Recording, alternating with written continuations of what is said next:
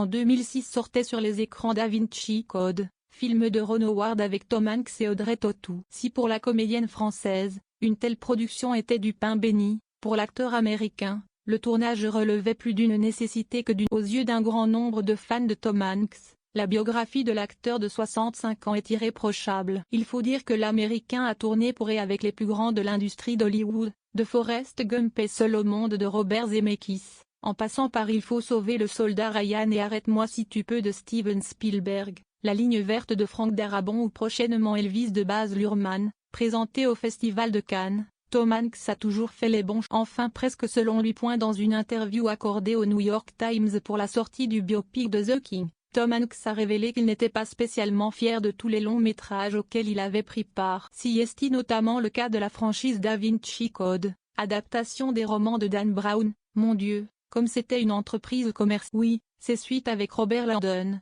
Ange et Démon et Inferno, note de la rédaction, étaient de la foudre. S'il parle des suites, il ne manque pas d'écorcher la toute première production, Da Vinci Code, sortie en 2006 avec Audrey Tautou, ses chasseurs de trésors. Si est aussi crédible historiquement parlant que ce que montrent les James Bond du monde de l'espionnage. Tout ce qu'on faisait, c'était de la diversion, il n'y a pas de mal à faire du bon commerce. Mais quand on a fait le troisième film, on a prouvé que ce commerce n'était pas. Ce n'est pas ce que semblait penser le public puisqu'en termes de box-office, la trilogie a rapporté pas moins des 1,5 milliard de dollars. Si l'aventure était à refaire, pas sûr que Tom Hanks y prenne part.